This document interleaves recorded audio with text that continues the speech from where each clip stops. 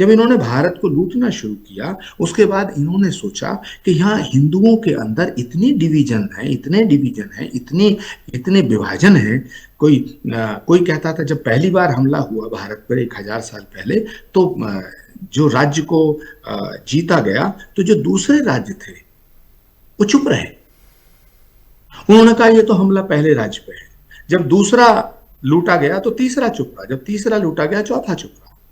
एक एक करके किसी ने कहा ये तो फलाने वंश के राजा पे हमला हो रहा, मैं तो सुरक्षित हूँ। दूसरे ने कहा ये तो उसके वंश पर हमला हो रहा, ये तो जाटों की रियासत पे हमला हो रहा, ये तो गुजरों की रियासत पे हमला हो रहा, ये तो ठाकुरों की रियासत पे हमला हो रहा, ये तो ब्राह्मणों की रियासत पे हमला हो रहा, राज्य पे हमला हो रहा। इसलिए सब डिवाइड थे और हमले होते रहे। एक दिन वो आया कि पूरे देश पर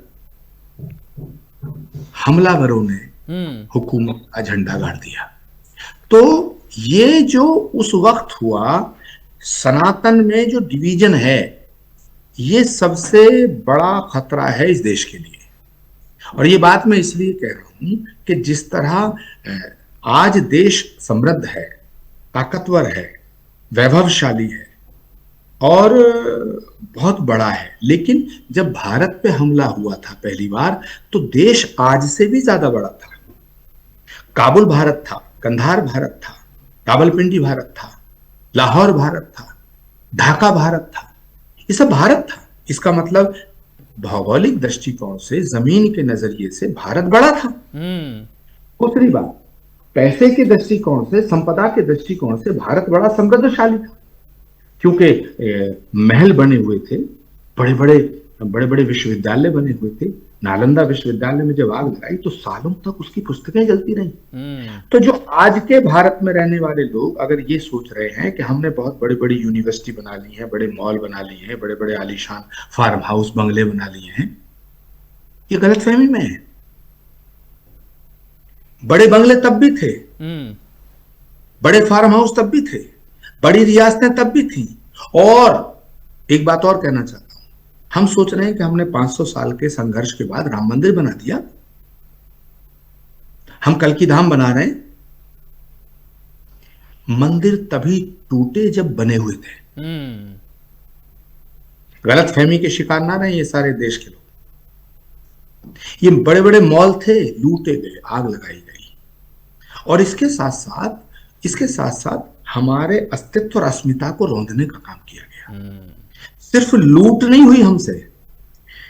थोड़ी देर को सोचो कालराज जी, और बहुत इंपॉर्टेंट बात है, ये बहुत इंपॉर्टेंट बात है। आपके इस चैनल के माध्यम से लाखों करोड़ों लोग इसको देखें और सोचें कि मस्जिद बनाने के लिए जमीन की कमी नहीं थी, क्योंकि उस वक्त आबादी कम थी, जमीन ज्यादा थी और हुकूमत आपकी थी, तो कहीं भी मस्जिद बनाई जा सकती थी। बिल्कुल। फिर मस्जिद बनाने के लिए मंदिरों को क्यों तोड़ा गया? इसका मतलब तुम्हारा उद्देश्य मस्जिद बनाना नहीं था, तुम्हारा उद्देश्य हिंदुओं की आस्था को तोड़ना था। और कालराज जी, मंदिर कहां के तोड़े? जरा इस पे ध्यान दो। कोई आम मंदिर नहीं तोड़े, गली मोहल्लों के मंदिरों को नहीं तोड़ा गया। मंदिर कहां तोड़े? अयोध्या का तोड़ा, काशी तोड़ा, मथुरा तोड़ा, सोमनाथ तोड़ा और संभल तोड़ा। अब जरा सोचो कि ये क्यों तोड़े? सोमनाथ तोड़ा, काशी तोड़ा, मथुरा तोड़ा, अयोध्या तोड़ा। इसलिए तोड़ा कि तुम कहते हो कि यहां भगवान आए थे, यहां भगवान का अवतार हुआ था। तुम कहते हो भगवान आए थे, लो तोड़ दिया। और संभल का इसलिए तोड़ा कि पुराणों में लिखा है कि भगवान का अवतार संभल में होगा, तो संभल तोड़ा। इसका मतलब है कि उनका मकसद मस्जिद बनाना नहीं था। और मैं आज बहुत बड़ी बात कह रहा हूं आपके चैनल पे कि मंदिरों को तोड़ के मस्जिद बनाना इस्लाम के खिलाफ है। इस्लाम की स्टडी जिन्होंने की है, इस्लाम की स्टडी आप करिएगा, उसमें आपको मिलेगा कि जिस जगह पर टेंशन हो, फितना हो, एक वर्ड यूज किया गया फितना, यानी कि डिस्प्यूट, यदि कोई डिस्प्यूटेड लैंड है तो उस पर आप मस्जिद नहीं बनाएंगे, वो कबूल नहीं है। इस्लाम ये कहता है। तो मैं ये कहना चाहता हूं कि बाबर, चंगेज खां, तैमूर लंग, सिकंदर लोधी, औरंगजेब या महमूद गजनबी और गौरी, इन लोगों ने हिंदुओं की आस्था को रौंदने का काम किया एक बार, और इन्होंने इस्लाम की बात नहीं की है, इन्होंने इस्लाम के खिलाफ फैसले लिए। अपनी बादशाहत की धमक जताने के लिए इन्होंने गुनाह किया। तो जो लोग 500 साल, 700 साल, 800 साल पहले जिन्होंने गुनाह किया वो गुनाहगार हैं, लेकिन वो लोग भी गुनाहगार हैं जो आज अपने आप को इन गुनाहगारों से जोड़ते हैं।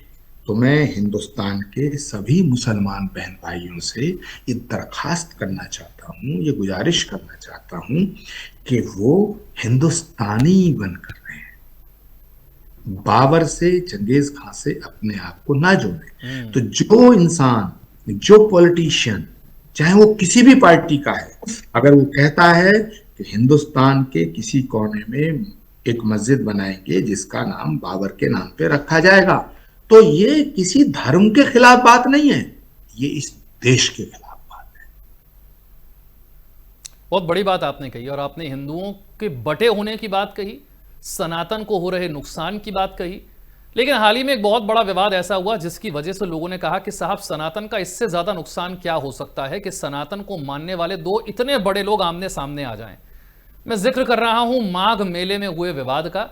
एक तरफ स्वामी अविमुक्तेश्वरानंद, एक तरफ उत्तर प्रदेश के मुख्यमंत्री, और विवाद कितना बढ़ गया आप जानते हैं। और जो लोग सनातन को मानते हैं उनका दिल बड़ा दुखी हुआ, क्योंकि वो दोनों के साथ खड़े थे। उन्हें लगा कि किसी का भी अपमान नहीं होना चाहिए। आप इस विवाद को किस तरीके से देखते हैं? क्या यह विवाद होना चाहिए था, और जब हुआ और जिस तरीके से इसको हैंडल किया गया, क्या उसी तरीके से हैंडल किया जाना ठीक था? कालरा जी, मुझे भी दुख है इस विवाद से, और ये सनातन को डिवाइड कर रहा है, हिंदुत्व को विभाजित कर रहा है। लेकिन इसके पीछे बहुत बड़ी बड़ी ताकतें हैं। ये वही ताकतें हैं जो सत्ता के लिए सनातन को तोड़ना चाहते हैं। ये विवाद क्यों हुआ, कैसे हुआ, निपटारा हो सकता था, बिल्कुल हो सकता था, बिल्कुल हो सकता था। ये एक स्थानीय स्तर की पुलिस प्रशासन की व्यवस्था का सवाल है, उसी का विषय है। लेकिन ये आज देश के अंदर एक बहुत बड़ा विषय बन गया। भूल चूक हुई है, चूक हुई है, इस पर चिंतन करने की जरूरत है। लेकिन मैं ये दावे के साथ कह सकता हूं कि ये जिस तरह से सीधा सा मामला लग रहा है उस तरह उतना सीधा नहीं है। इसके पीछे कुछ बड़ी ताकतें हैं जो ये मानती हैं कि जब तक सनातन धर्म में विभाजन नहीं किया जाएगा तब तक उत्तर प्रदेश की सत्ता पर कब्जा नहीं हो सकता।